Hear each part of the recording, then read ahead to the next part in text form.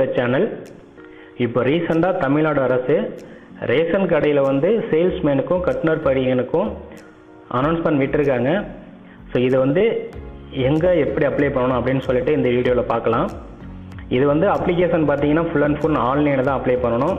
மேனுவலாக போய்ட்டு நீங்கள் ஃபார்ம் வாங்கி கொடுக்கக்கூடாது. ஒவ்வொரு டிஸ்ட்ரிக்கும் தனித்தனி யூஆர்எல் இருக்குது. அந்த சைட்டில் உங்கள் டிஸ்ட்ரிக் என்ன யூஆர்எலோ அந்த இதில் போயிட்டு தான் நீங்கள் வந்து அப்ளை பண்ண முடியும். இந்த யூஆர்எல் லிஸ்ட் வந்து நான் டிஸ்கிரிப்ஷன் பாக்ஸில் கொடுக்குறேன். எந்தெந்த டிஸ்ட்ரிக்கு எந்தெந்த யூஆர்எல் இருக்குது அப்படின்னு சொல்லிட்டு நான் கொடுக்குறேன். அதில் போய்ட்டு நீங்கள் வந்து உங்கள் டிஸ்ட்ரிக்கு எதுவோ அதில் போய்ட்டு நீங்கள் அப்ளை பண்ணுங்கள். இந்த ஜாபுக்கு பார்த்தீங்கன்னா ஏஜ் லிமிட் வந்து இங்கே கொடுத்துருக்காங்க. ஓசி கேட்டகரிக்கு மட்டும் 32 வயசு, மேக்ஸிமம் 32 வயசு கொடுத்துருக்காங்க. ஓசியில் வந்து எக்ஸ் சர்வீஸ்மேனும் எக்ஸ் சர்வீஸ்மேனுக்கு வந்து 50 வயசு வரைக்கும் கொடுத்துருக்காங்க. மாற்றுத்திறனாளியாக இருந்தால் 42 வயசு வரைக்கும் நீங்கள் வந்து அப்ளை பண்ணிக்கலாம். மற்றவங்களுக்கு எல்லாருக்குமே எஸ்சி எஸ்டி பிசி அவங்களுக்கு எல்லாருக்குமே வயது வரம்பு இல்லை அப்படின்னு சொல்லியிருக்காங்க. இதோட கல்வி தகுதி வந்து விற்பனையாளர்களுக்கு வந்து +2 SSL +2 பாஸ் பண்ணியிருக்கணும், இல்லைனா அதற்கு இணையான கல்வி தகுதி வந்து பாஸ் பண்ணியிருக்கணும். கட்டுனர் பணிக்கு வந்து SSLC வந்து பாஸ் பண்ணியிருக்கணும். இதுதான் கல்வி தகுதி. ஃபீஸ், எக்ஸாம் ஃபீஸ் பார்த்தீங்கன்னா விற்பனையாளருக்கு வந்து அப்ளிகேஷன் ஃபீஸ் வந்து விற்பனையாளர்களுக்கு வந்து 150, கட்டுநர்களுக்கு வந்து 100 ரூபான்னு சொல்லியிருக்காங்க. இதில் வந்து SC ST மாற்றுத்திறனாளிகள், ஆதரவற்ற விதவைகள் இவங்களுக்கு வந்து கட்டண விலக்கு வந்து கொடுத்துருக்காங்க. இதுக்கு முன்னாடி ஏற்கனவே 2020 வந்து அனௌன்ஸ்மெண்ட் பண்ணதில் நீங்கள் வந்து பேமெண்ட் பண்ணியிருக்கீங்க அப்படின்னா இந்த டைம் பேமெண்ட் பண்ண தேவையில்லை. பட் அந்த பேமெண்ட் பண்ண ரிசிப்டை வச்சு இந்த டைம் அப்லோட் பண்ணிக்கலாம். ஸோ இப்போ இதுதான் அதோட ஃபீஸ் ஸ்ட்ரக்சரு. சம்பளம் பார்த்தீங்கன்னா சேல்ஸ்மேனுக்கு வந்து ஃபஸ்ட்டு 1 இயருக்கு 6250 ரூபா கொடுப்பாங்க. ஒரு வருஷத்துக்கு அப்புறம் 8200 to 29000 இந்த பே ஸ்கேலில் வந்து சேல்ஸ்மேன் கொடுப்பாங்க. அதே மாதிரி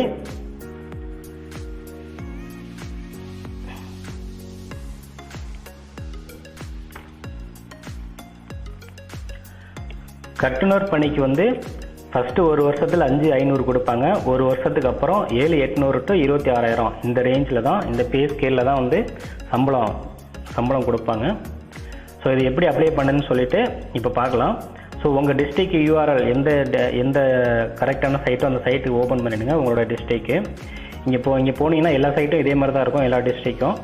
இங்கே நோட்டிஃபிகேஷன் கொடுத்துருப்பாங்க. உங்களுக்கு வந்து சேல்ஸ்மேனுக்கு அப்ளை பண்ணுறீங்களா இல்லை பேக்கருக்கு அப்ளை பண்ணுறீங்களான்னு சொல்லிட்டு தனித்தனி லிங்க் கொடுத்துருக்காங்க. ஸோ முன்னாடியே வந்து ஒரு இன்ஸ்ட்ரக்ஷன் கொடுத்துருக்காங்க. அதாவது வந்து நீங்கள் வந்து ஃபஸ்ட்டு ஸ்டார்டிங்லேயே வந்து பேமெண்ட் பண்ணிவிடுங்க அப்படின்னு சொல்லியிருக்காங்க. ஸோ நீங்கள் பேமெண்ட் பண்ணுறதுக்கு வந்து இங்கே கிளிக் பண்ணுங்கள்.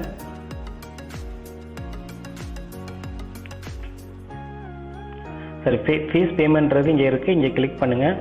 கிளிக் பண்ணிங்கன்னா வந்து ஒரு டைரெக்டாகவே ஆன்லைனில் கட்டுற மாதிரி பண்ணிக்கலாம். அப்படி இல்லைன்னா நீங்கள் அந்த ரிசிப்ட் எடுத்துகிட்டு பேங்க்கில் கூட கட்டிக்கலாம். உங்களுக்கு வந்து ஆன்லைன் நீங்கள் வந்து இப்போ சேல்ஸ்மேனுக்கு பேங்க் செலான் கட்டணும் அப்படின்னா பேங்க்கில் செலான் கட்டணும்னா இங்கே சேல்ஸ்மேன் பேங்க் செலான் இருக்குது. இங்கே கிளிக் பண்ணிங்கன்னா உங்களுக்கு வந்து ஒரு செலான் வந்து ஜென்ரேட் ஆகுது. இதில் வந்து ஃபில் பண்ணி உங்களோட பேர், டேட்டு இதெல்லாம் ஃபில் பண்ணிவிட்டு நீங்கள் பேங்க்கில் கொடுத்தீங்கன்னா வந்து உங்களுக்கு பேங்க்கில் வந்து அமௌண்ட் வாங்கிட்டு அக்னாலஜ்மெண்ட் கொடுத்துருவாங்க. இல்லை நான் ஆன்லைனே பேமெண்ட் பண்ணிக்கிறேன் அப்படின்னா நீங்கள் பே யூசிங் SBI கலெக்ட் அப்படின்னு சொல்லிட்டு கொடுத்துருக்காங்க. இந்த லிங்கை கிளிக் பண்ணுங்கள். உங்களுக்கு வந்து டீட்டெயில்ஸ் பேஜுக்கு போயிடும்.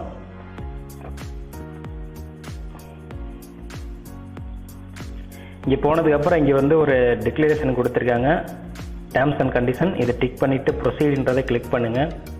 கிளிக் பண்ணிங்கன்னா உங்களோட ஸ்டேட்டை, தமிழ்நாடுன்ற ஸ்டேட்டை சூஸ் பண்ணுங்கள். இங்கே வந்து ரெக்ரூட்மெண்ட் அப்படின்றத சூஸ் பண்ணுங்கள். கொடுத்துட்டு கோ கொடுங்க.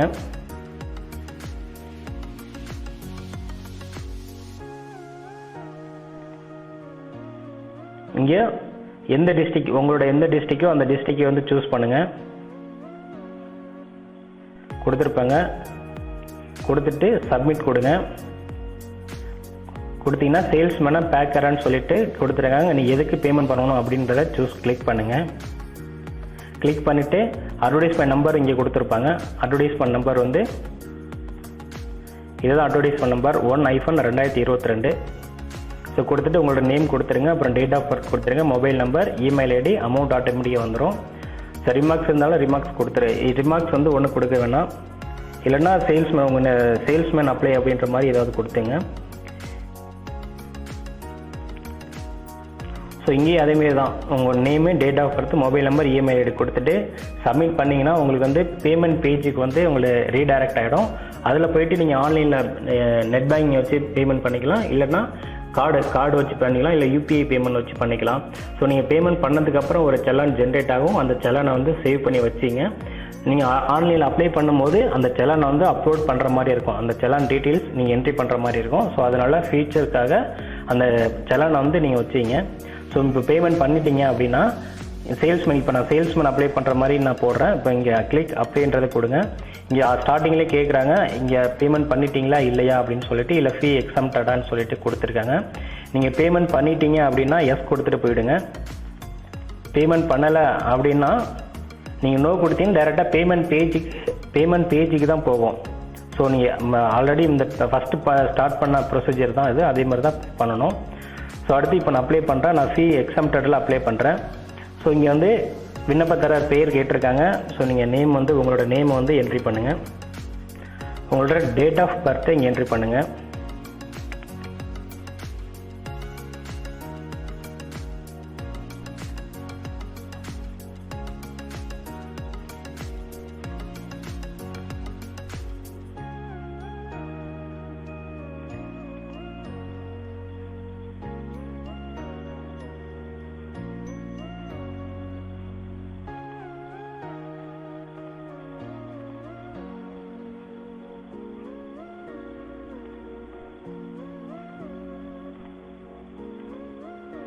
உங்கள் டேட் ஆஃப் பர்த்தை என்ட்ரி பண்ணுங்கள். இங்கே வந்து அப்பா பேரை என்ட்ரி பண்ணுங்கள். இங்கே வந்து ஜெண்டர், உங்களோட ஜெண்டரை வந்து சூஸ் பண்ணுங்கள். நீங்கள் வந்து மேரிடா அன்மேரிடா அப்படின்றத சூஸ் பண்ணுங்கள். இங்கே மேரிட்னா உங்களோட ஸ்பவுஸ் டீட்டெயில்ஸை வந்து இங்கே என்ட்ரி பண்ணுங்கள். உங்களோட நேட்டிவ் டிஸ்ட்ரிக்டை சூஸ் பண்ணுங்கள். இங்கே வந்து உங்களோட ஓட்டர் ஐடி அப்படி இல்லைன்னா ரேஷன் கார்டு அதை டீட்டெயில்ஸ் கொடுங்க. ரேஷன் கார்டுனா என்பிஹெச் கார்டா பிஹெச் கார்டா அப்படின்னு சொல்லிட்டு ஏஏஒய் கார்டான்னு சொல்லிட்டு கேட்டிருக்காங்க. ஸோ அதை சூஸ் பண்ணுங்கள். நான் இப்போ ஓட்டர் ஐடியை நான் கொடுக்குறேன்.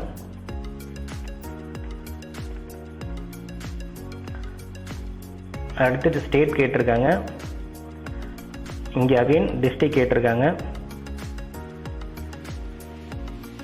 இங்கே தாய்மொழி கேட்டிருக்காங்க.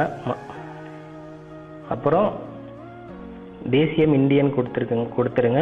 அப்புறம் நீங்கள் ரிலீஜன் கேட்டிருக்காங்க. ரிலீஜன் வந்து சூஸ் பண்ணுங்கள். அப்புறம் நீங்கள் என்ன கம்யூனிட்டி டீட்டெயில்ஸ் அதை நீங்கள் வந்து சூஸ் பண்ணுங்கள். ஸோ சைட்டை கொஞ்சம் எல்லோரும் அக்சஸ் பண்ணுறதுனால கொஞ்சம் ஸ்லோவாக இருக்கும். ஸோ நீங்கள் கொஞ்சம் பொறுமையாக பார்த்து பண்ணிவிடுங்க.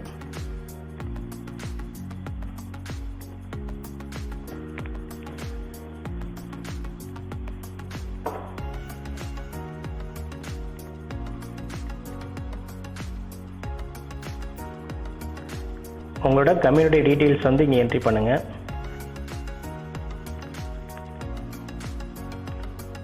இங்கே உங்களுடைய சப்காஸ்ட் என்னது, இந்த சர்டிஃபிகேட் நம்பர் என்னது, யார் உங்களுக்கு சர்டிஃபிகேட் கொடுக்குறது, ஸோ எல்லாமே வந்து இங்கே நீங்கள் என்ட்ரி பண்ணி ஆகணும்.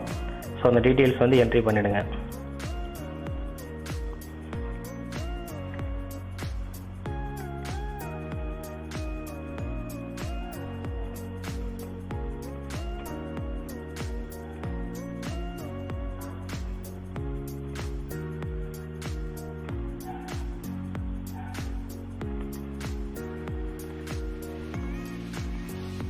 அப்புறம் அங்கேயும் இங்கே டிஸ்ட்ரிக்ட் கேட்டிருக்காங்க.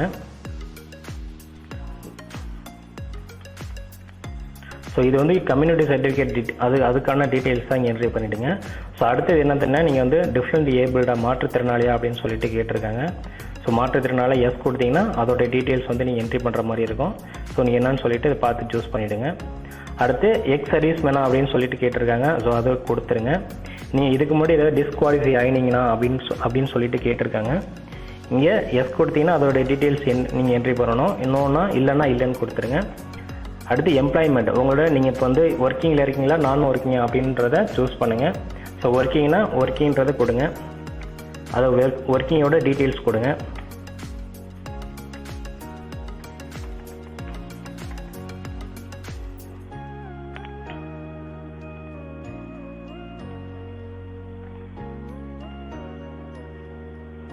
ஸோ இங்கே வந்து நீங்கள் ஜிஓ நம்பர் 122 வந்து ஒரு 20 பாயிண்டில் வந்து ப்ரிஃபரன்ஸ் கொடுத்துருக்காங்க, முன்னுரிமை கொடுத்துருக்காங்க. அதில் வந்து நீங்கள் முன்னுரிமை கோருறீங்களா அப்படின்றத கேட்டிருக்காங்க.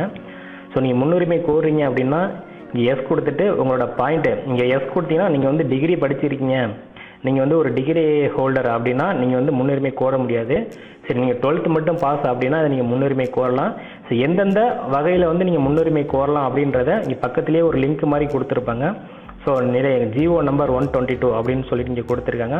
அதை கிளிக் பண்ணினா ஒரு பிடிஎஃப் வந்து உங்களுக்கு ஓப்பன் ஆகும். அந்த பிடிஎஃப்பில் வந்து இங்கே சீரியல் நம்பர் நிறைய கொடுத்துருப்பாங்க. இங்கே கடைசியில் வாங்க. ஸோ இங்கே கொடுத்துருக்காங்க, இங்கே என்னென்ன பாயிண்ட் மொத்தம் 20 பாயிண்ட்ஸ் கொடுத்துருக்காங்க. ஸோ இந்த 20 பாயிண்ட்ஸ் நீங்கள் படித்து பாருங்கள். படித்து பார்த்துட்டு நீங்கள் எந்த வகையில் இப்போ கொரோனா தொற்றினால் பேரண்ட்ஸை இழந்தவங்க, அடுத்து முதல் பட்டதாரி, அரசு பள்ளியில் தமிழ் வழியில் பயின்ற நபர்கள் அப்படின்னு சொல்லிட்டு இங்கே நிறைய பாயிண்ட்ஸ் கொடுத்துருக்காங்க. 20 பாயிண்ட்ஸ் கொடுத்துருக்காங்க. இந்த 20 பாயிண்ட்ஸில் நீங்கள் எந்த வகையில் ப்ரிஃபரன்ஸ் முன்னுரிமை கோருறீங்க அப்படின்றத இங்கே வந்து சூஸ் பண்ணுங்க. நீங்கள் முன்னுரிமை கோருறீங்களா இல்லையான்றதை எஸ் கொடுத்தீங்கன்னா அந்த 20 பாயிண்ட்டுக்குள்ளே நீங்கள் என்ட்ரி பண்ணணும். எந்த பாயிண்ட் இங்கே எஸ் கொடுத்தீங்கன்னா இங்கே பாயிண்ட்ஸ் கிளிக் பண்ணிங்கன்னா என்ட்ரி வரும். இந்த 20 பாயிண்ட் இங்கே கொடுத்துருப்பாங்க, வரிசை எண் சீரியல் நம்பர் கொடுத்துருப்பாங்க. ஸோ எந்த சீரியல் நம்பரில் நீங்கள் முன்னுரிமை கோருறீங்க அப்படின்றத சூஸ் பண்ணிவிடுங்க. ஸோ அடுத்து உங்களோட குவாலிஃபிகேஷன் டீட்டெயில்ஸ் வந்து இங்கே என்ட்ரி பண்ணுங்கள். நீங்கள் ஹையர் செகண்டரி சர்டிஃபிகேட் நம்பர் வந்து நீங்கள் என்ட்ரி பண்ணுங்கள். ஸோ இங்கே வந்து உங்களோட சர்டிஃபிகேட் நம்பர் என்ட்ரி பண்ணுங்கள். அப்புறம் உங்களோட registration number 12th registration number entry பண்ணுங்கள். நீங்கள் எவ்வளோ மார்க் எடுத்துறீங்க, எப்போ பாஸ் பண்ணீங்க, உங்களோட டோட்டல் மார்க்ஸ் எவ்வளோ, நீங்கள் வந்து எந்த மீடியம் ஆஃப் இன்ஸ்ட்ரக்ஷன், தமிழில் படிச்சிங்களா இங்கிலீஷில் படிச்சிங்களா அப்படின்றது, அப்புறம் ஸ்டேட் போர்டு எந்த போர்டில் நீங்கள் வந்து படிச்சிங்க அப்படின்றத இங்கே சூஸ் பண்ணுங்கள். இங்கே பர்சன்டேஜ் வந்து நீங்கள் டோட்டல் மார்க் எவ்வளோ மார்க் எடுத்துட்டீங்க, டோட்டல் மார்க் கொடுத்தாவே ஆட்டோமேட்டிக்காக பர்சன்டேஜ் வந்துடும். நீங்கள் பர்சன்டேஜ் வந்து மேனுவலாக போட முடியாது. ஸோ அடுத்து கேட்டிருக்காங்க, நீங்கள் பள்ளி இறுதி வகுப்பு வரை தமிழில் வந்து ஒரு சப்ஜெக்டாக பண்ணியிருக்கீங்களா அப்படின்றத கேட்டிருக்காங்க. அதை கொடுத்துருங்க. ஸோ எல்லாமே தமிழில் படிச்சிருக்கீங்களா, பேசிக் கம்ப்யூட்டர் நாலேஜ் தெரியுமா அப்படின்றது சும்மா பேசிக் டீட்டெயில்ஸ் தான் கேட்டிருக்காங்க. அதை என்ட்ரி பண்ணணுங்க. அடுத்து உங்களோட வீட்டு அட்ரஸ் கேட்டிருக்காங்க. வீட்டு அட்ரஸை வந்து என்ட்ரி பண்ணிடுங்க.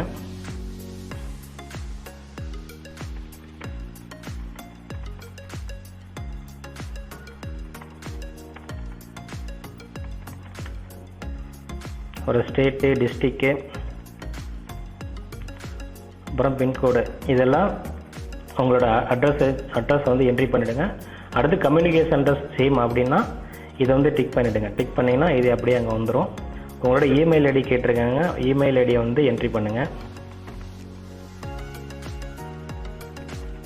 ஸோ அந்த இமெயில் ஐடி மொபைல் நம்பரும் கரெக்டாக என்ட்ரி பண்ணுங்கள். ஏன்னா ஃபர்தர் கம்யூனிகேஷன் இல்லாமல் இதில் தான் வந்து வரும் உங்களுக்கு.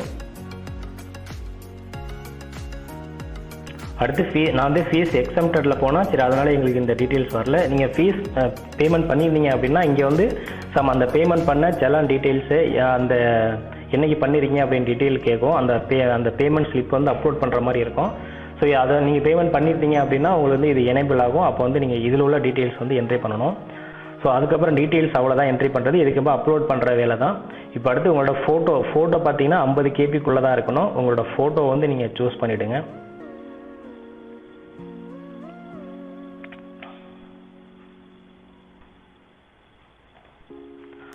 உங்களோட ஃபோட்டோ என்ட்ரி பண்ணுங்கள். அப்புறம் சிக்னேச்சர், இது ரெண்டுமே ஃபோட்டோவும் சிக்னேச்சரும் இமேஜாக தான் இருக்கணும். ஸோ வேறு ஃபார்மேட்டில் வந்து இருக்கக்கூடாது. 50 KB தான் இருக்கணும்.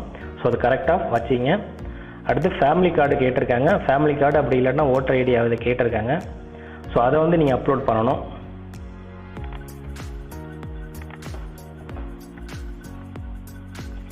ஓட்டர் ஐடி வந்து 200 KB தான் வந்து இருக்கணும். ஸோ அதை வந்து நீங்கள் அப்லோட் பண்ணுங்கள்.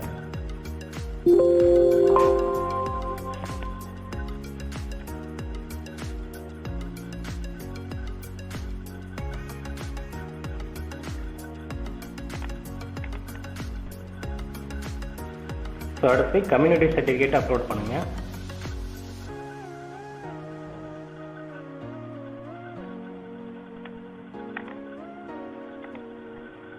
அடுத்து பிஎஸ்டிஎம் தமிழ் வழியில் பயின்றதுக்கான சான்றிதழ் வச்சு உங்களுக்கு இருந்துச்சு. நீங்கள் இல்லைன்னா நீங்கள் ஸ்கூலில் போய் வாங்குற மாதிரி இருக்கும். ஸோ இப்போ வந்து என்கிட்ட அது இல்லை. ஸோ அதனால் அதை வந்து நான் நோ கொடுத்துக்கிறேன்.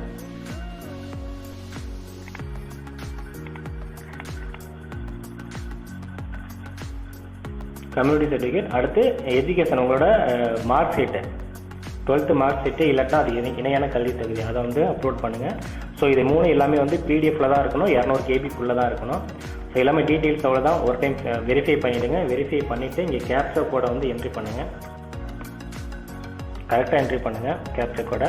ஸோ ஒன்ஸ் அகைன் நீங்கள் வந்து வெரிஃபை பண்ணிங்க டீட்டெயில்ஸ்லாம் கரெக்டாக இருக்கா அப்படின்னு சொல்லிட்டு வெரிஃபை பண்ணுங்கள். வெரிஃபை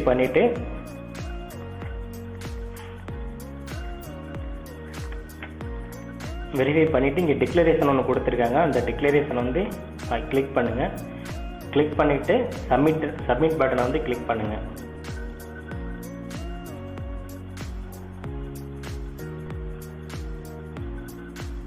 ஸோ ஒரு டைம் ப்ரிவியூ வரும்.